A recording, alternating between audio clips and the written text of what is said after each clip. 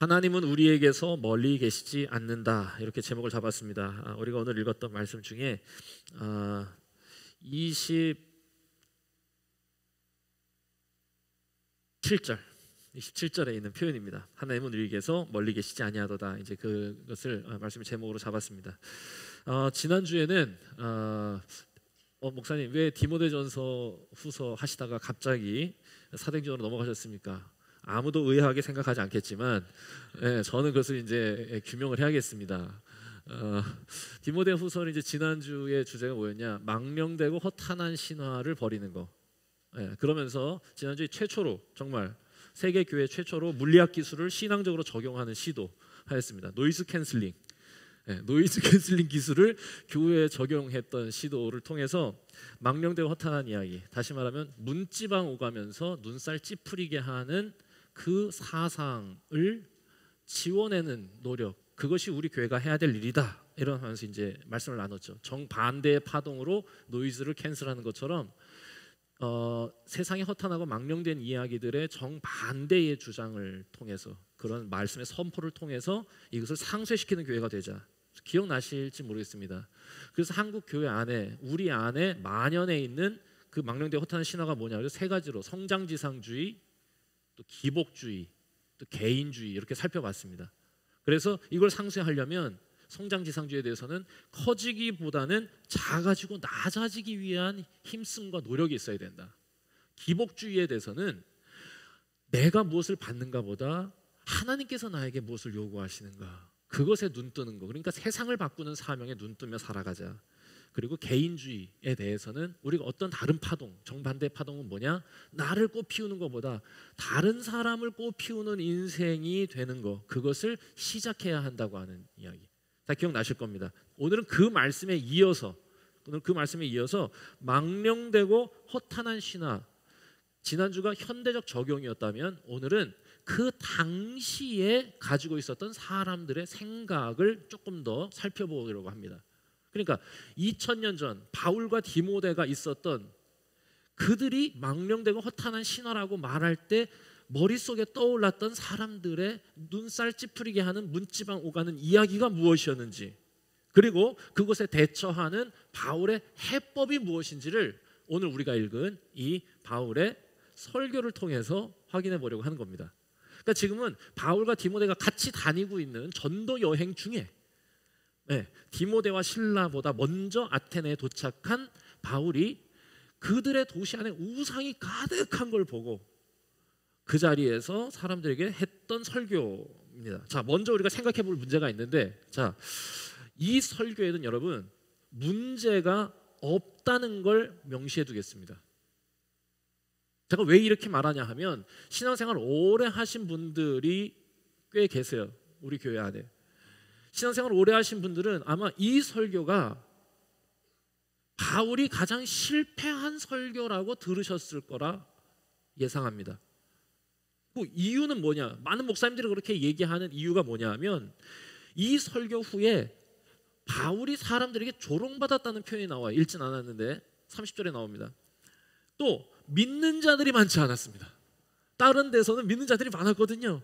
그런데 아테네에서의 이 설교 이후에는 믿는 사람들이 얼마 없고 몇 명 안 됐다, 이렇게 표현합니다. 그리고 가장 핵심적인 건 뭐냐? 예수와 십자가를 언급하지 않았다. 그러니까 이건 복음적인 설교가 아니다 라고 이야기하시는 분들이 꽤 많으십니다. 하지만 저는 완전히 그 말에 반대합니다. 아테네 사람들에게 꼭 필요한 설교였을 뿐 아니라 저는 이것이 최고의 설교 중에 하나라고 생각합니다. 바울이 예수와 십자가를 언급하지 않은 이유, 아니 그렇다고 예수와 그리스도에 대해서 전하지 않은 게 아니에요.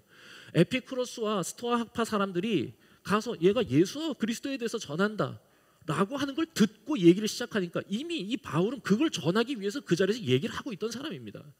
그런데 굳이 이 설교에서, 우리가 읽은 이 설교에서 예수, 십자가라는 단어를 언급하지 않은 이유는 이 아테네에서 처음으로 회당이 아니라, 그러니까 바울과 이 디모데 신라가 전도 여행을 할 때는 항상 그 지역에 있는 회당, 다시 말하면 구약의 말씀을 아는 사람들에게 말씀을 전했기 때문에 예수와 십자가와 그리스도에 대해서 전하기가 어렵지 않았습니다. 그런데 바로 오늘 이 아테네에서 처음으로 바울은 장터에서 이야기를 하기 시작하는 겁니다. 그러니까 장터에서 전혀 구약의 배경이 없는, 성세 배경이 없는 사람들에게 예수와 그리스도 하나님에 대하여서 증거하고 전도하는 거기 때문에 언급하지 않았을 뿐입니다.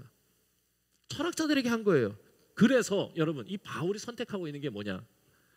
그들의 관심사, 그리고 그들이 가지고 있는 논리를 이용해서 접근을 하고 그들이 가지고 있는 문지방 오가는 사상의 핵심을 관통하면서 메시지를 전하고 있어요.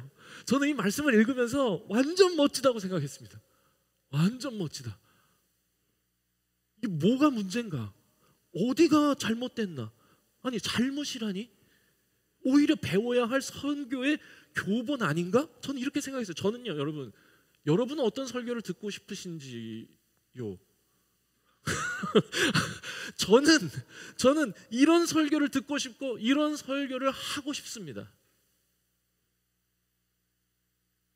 설교를 듣는 이들의 관심을 건드려 귀를 열고 그들의 생각을 흔들어 집중케 하고 그들의 핵심을 뒤집어 믿음에 이르게 하는 설교를 하고 싶습니다.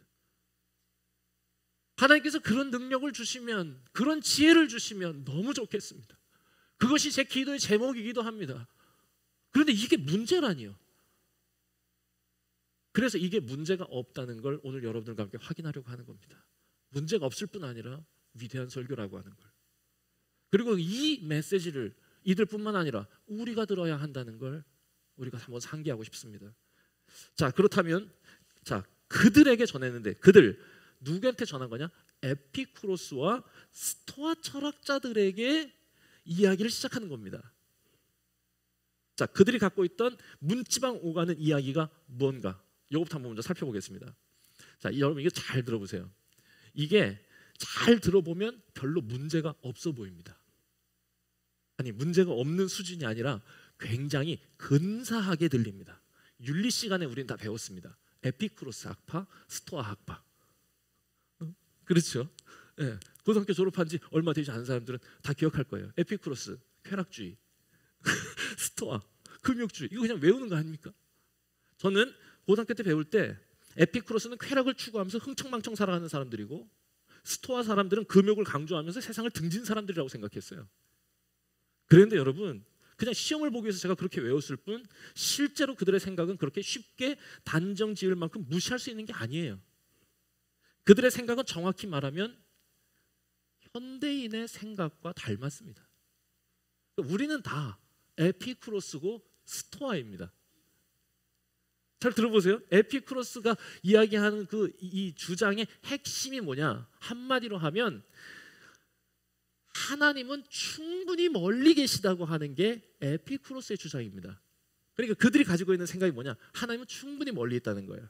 그래서 우리의 삶에 개입하거나 우리의 삶에 영향을 미칠 수 있을 만큼 가까이 계시지 않고 충분히 멀리 계시니까 괜히 신을 신경 쓰다가 신이 나의 고통의 문제를 해결해주고 신이 나에게 뭔가 선물해주고 이런 걸 기대하기보다 오히려 너 스스로 오늘의 행복을 만들어야 한다는 거예요. 우리가 잘 아는 까르페 디움, seize the day, 오늘을 잡아라, 걱정하지 말고, 자, 신은 너에게 개입할 수 없으니 걱정하지 마. 그런 거 신경 쓰지 말고 그냥 오늘의 너에 집중해. 그리고 너의 행복을 추구해. 그렇다고 여러분 이게 무조건 마음대로 또 살라는 얘기도 아니에요.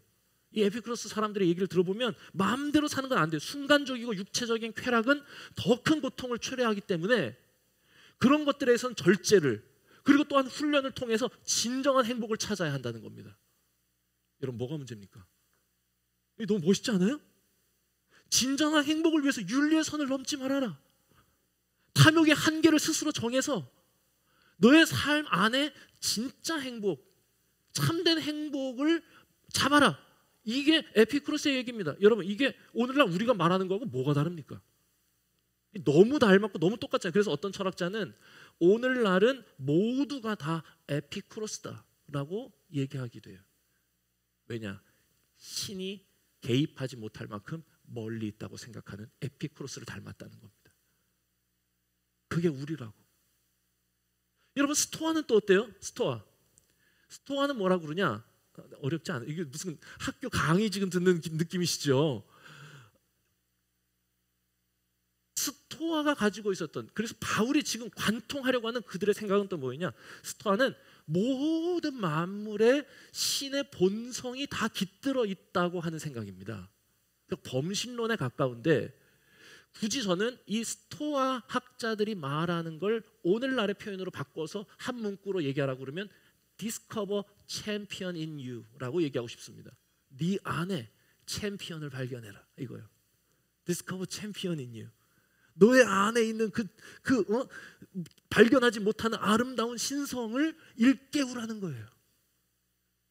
무엇을 통해? 이성과 사유, 깨달음을 통하여 그 길을 발견하라는 겁니다. 그러면 우리의 삶에 온통 고통을 가져다 주는 탐욕의 문제를 이길 수 있다. 우리의 삶이 경험하고 있는 이 고통은 다 집착과 탐욕의 산물인데, 오직 인간은 그 욕심을 따라가지 않고 이성과 사유를 따라갈 때 진정한 현자, 행복의 길을 이룰 수 있다는 겁니다. 이것도 멋지지 않습니까? 그래서 스스로 규율을 세우고 스스로 금욕하라는 거예요. 생각해보라는 거예요. 이게 거의 불교의 가르침하고 일치합니다. 고집멸도. 응? 고통은 집착의 산물이고 집착을 소멸시키면 우리는 행복에 이른다. 이게 불교의 논리거든요. 이게 거의 똑같아요. 이 생각 역시 멋진 것입니다. 잘못된 게 없어요. 여러분, 인생에 대한 깊은 해안이 느껴지지 않습니까? 똑같이 고통의 문제에 대해서 고민하는 인간의 노력이에요. 그래서 에피쿠로스는 적극적으로 그 목표를 추구하는 겁니다. 행복을 잡으라는 거고, 그 고통이 있으니까 삶에. 스토아는요, 조금 소극적으로 그 고통의 원인을 제거하라는 겁니다. 탐욕을 제거하라고. 잘못이 없는 것 같아요. 아니, 잘못이 없다고 저는 생각해요. 최선의 노력을 다한 것이죠. 그런데 이들이 놓친 공통점이 있다는 걸 바울이 치고 들어가는 겁니다. 저는 이것이 오늘 하나님 앞에 모인 우리가 들어야 할 메시지라고 생각해요. 우리 모두는 다 에피쿠로스이고 스토아입니다. 이렇게 생각하며 살아가요. 근데 바울이 지적하는 게 뭐냐? 하나님이 없다는 겁니다. 맞다고. 훌륭한 생각이라고. 그런데 거기 하나님이 없다. 만물을 창조하시고 창조하신 원리와 질서를 따라 세상을 움직이고 계신 하나님을 알지도 못하고 인정하지도 않는다는 겁니다. 세상의 시작을 설명할 수는 없지만 그렇다고 그것이 하나님이라고 받아들이기도 싫다는 거, 이게 그들의 생각이었습니다. 그러니까 세상의 출발 따위, 누가 우리를 존재하게 했는가에 대한 고민은 모르는 영역으로 던져버리겠다는 거예요. 거기에 대해서 바울이 지금 우리에게, 그들에게 이야기하는 것, 또한 우리에게 얘기하는 게 뭐냐? 제일 먼저 시작하는 게 24절. 우주와 그 가운데 있는 만물을 지으신 하나님께서 천지의 주제시다, 이겁니다. 여기서부터 시작하는 거예요. 여기서부터. 여러분, 만물을 하나님께서 창조하셨다고 믿는 게 우리의 믿음의 출발이에요. 창세기 1장 1절. 태초에 하나님이 천지를 창조하시니라. 여기에서부터 모든 것이 달라지는 겁니다. 하나님이 천지를 창조하셨다고 믿으면 모든 기준이 하나님에게서 시작하는 거예요. 고통은 하나님을 떠났기 때문에 나타나는 결과고, 행복은 하나님 안에 거하고 그 인도하심을 따라 살아갈 때 주어지는 선물이에요. 탐욕이라고 하는 것은 하나님으로 채워야 할 공간을 다른 것으로 채우려고 하는 현상입니다. 그런데 만물을 창조하신 하나님을 믿지 않으면 모든 기준을 인간이 만들려고 하는 거예요. 행복은 내가 스스로 만들어야 하는 과제가 되는 거고, 탐욕은 이성으로 다스려야 할 적군이 되는 겁니다. 안타깝게도 우리에겐 행복을 만들 탐욕이란 적군을 이길 능력이 없어요. 바울이 그들의 생각을 헤집고 들어가서 흔들어 놓는 부분이 바로 이 부분입니다. 만물을 창조하신 이가 계시다. 여기서부터 시작하자. 여기서부터 시작하자. 바울의 노이즈 캔슬링 기술의 적용입니다. 여기서부터 시작하는 거예요. 정반대의 파동으로 그들의 생각을 관통하여서 상쇄를 시도하는데, 보세요. 아까 제가 에피쿠로스 뭐라고 그랬습니까? 하나님은 충분히 멀리 계셔서 우리의 삶에 개입할 수 없다는 거. 그러니까 그건 그냥 신적 존재로 저기 어딘가에다가 생각해도 그냥 신은 있다고 그냥 치자. 그런데 내 삶에 관여는 안 해. 내가 기도한다고, 내가 그 뜻 가운데 살아가려고 노력한다고 그분은 나의 삶에 어떤 영향도 미치지 않는 거야 라고 이야기하는 에피쿠로스에게 뭐라고 정반대의 파동을 이야기하느냐, 대응하느냐. 27절 한 목소리로 읽어보도록 하겠습니다. 여러분의 목소리를 읽습니다. 자, 27절. 자, 준비되셨죠? 자, 시작.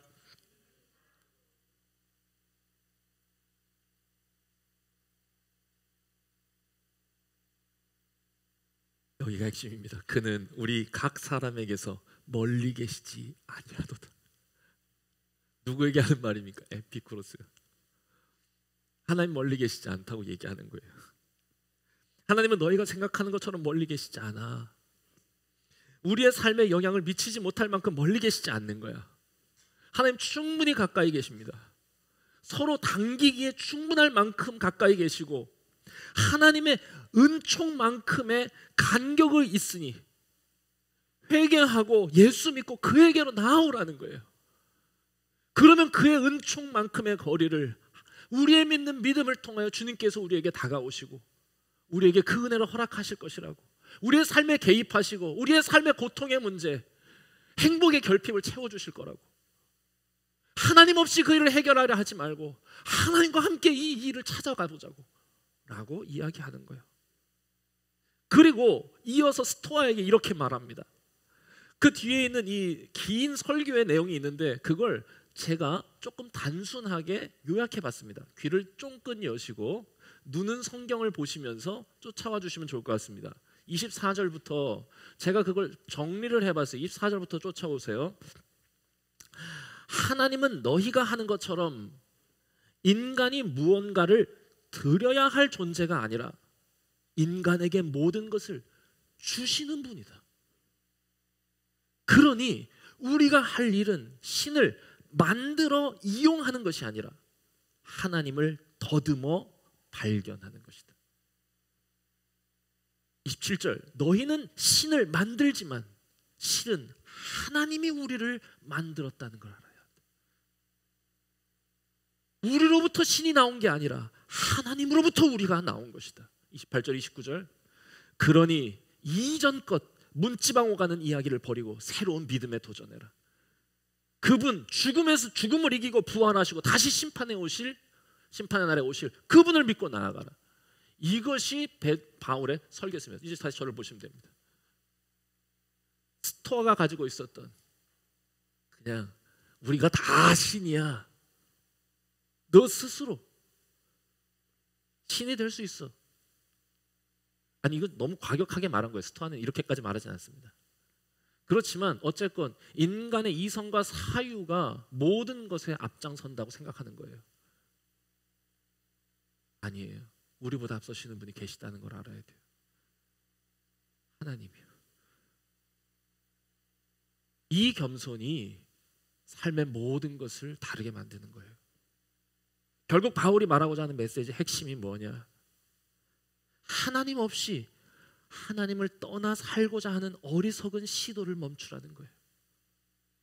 하나님의 개입 없이 하나님의 은총 없이 살아갈 수 있다는 망령되고 허탄한 이야기를 버리라는 거예요. 그 시도를 버려라. 여러분 또 이것은 성경을 관통하는 주제이기도 합니다. 성경의 이야기가 뭡니까? 그런 인간들의 실패담. 하나님 없이 살고자 하는 이들에 대한 그들의 삶에 대한 폭로예요. 창세기를 보십시오. 하나님 없이 스스로 거인이 되어 살아가려는 인간의 실패 이야기 아닙니까? 하나님을 떠난 가인, 하나님을 떠나서 스스로 하나님의 보호하심을 버리고 스스로 자기를 보호하려고 성을 쌓은, 하나님과 같이 되려고 탑을 쌓아 올린 인간. 그러나 하나님 앞에서 홍수로, 심판으로 무력하게 넘어져가는, 어리석게도 아무 것으로도 채울 수 없는 공허한 인간.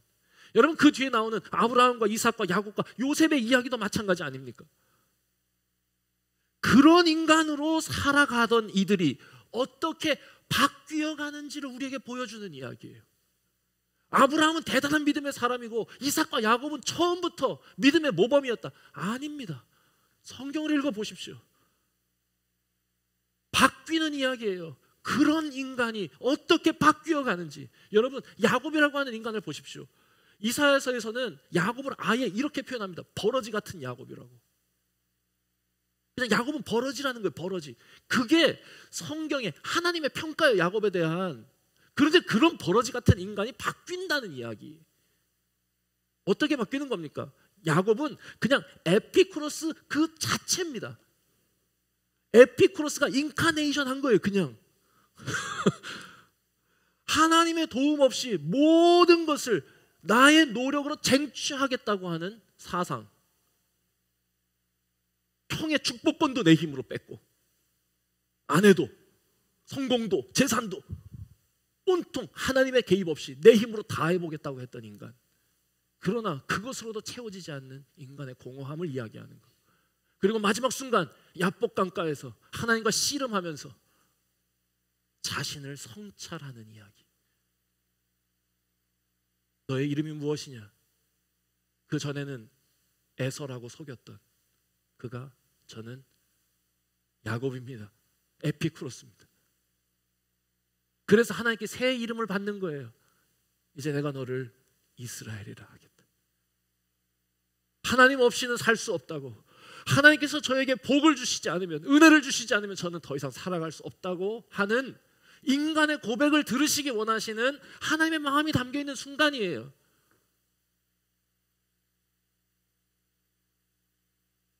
이게 하나님께서 우리에게 요구하시는 것 아닙니까? 요셉도 마찬가지 아닙니까? 처음부터 훌륭한 인간이었습니까? 형들에게 버르장머리 없이 너희들이 나한테 무릎 꿇고 절할 거라고 얘기하던 구타 유발자였죠. 그럼 그가 고난이라고 하는 과정을 거치면서 성찰하고 하나님의 은혜를 구하고 하나님의 사랑과 용서를 드러내는 존재로 바뀌어가는 이야기. 그게 우리라는 거예요. 우리여야 한다는 거예요.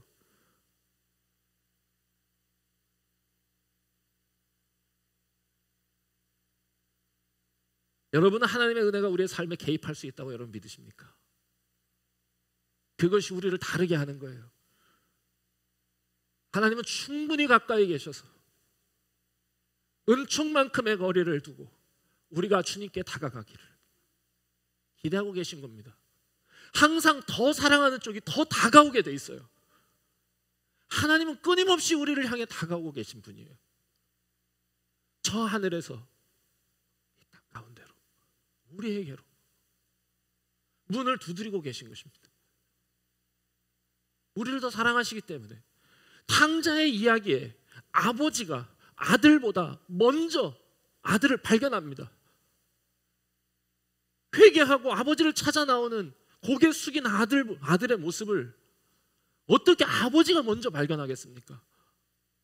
어느 길로 올지도, 어느 시간에 올지도 모르는 상황을 보면 당연히 아들이 아버지를 발견할 확률이 훨씬 더 높은데 어떻게 아버지가 아들을 먼저 발견하냐고요. 사랑하기 때문입니다.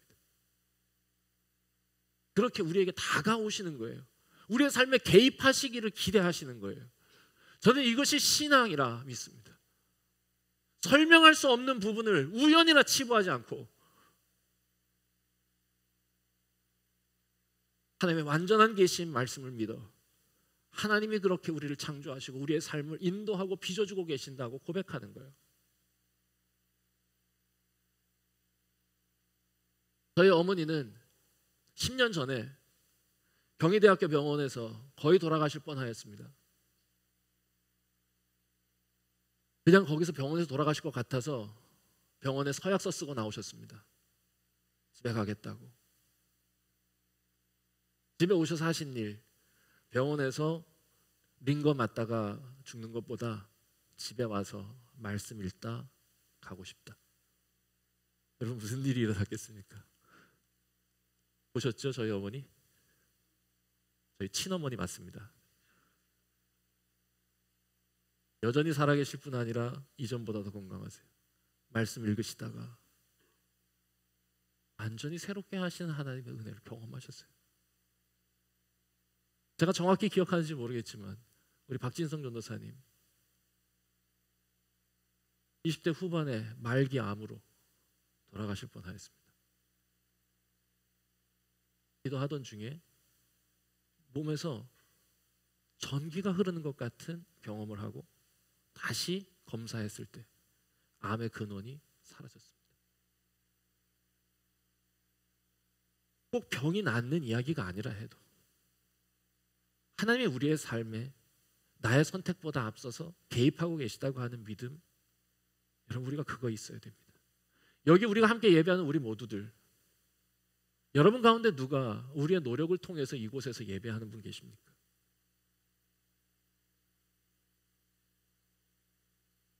처음 교회가 설립되고 준비 기도회를 할 때 누가 이곳에서 함께 신앙생활 할까 상상이나 했겠습니까?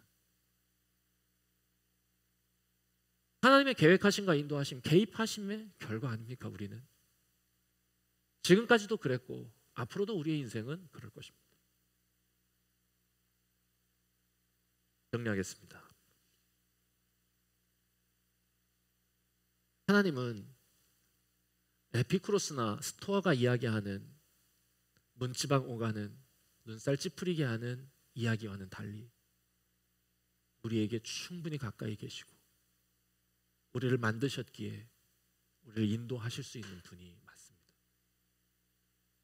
이 사실을 믿고 감사하고 찬양하며 사는 것, 그래서 그 사랑 안에서 진정한 평안과 행복을 누리는 것, 이것이 하나님을 믿는 성도에게 주시는 하나님의 복인 줄 믿습니다. 이 은혜와 축복이 우리 배학교의 모든 성도들의 삶 가운데 날마다 이어지시기를 축복합니다. 같이 기도하겠습니다.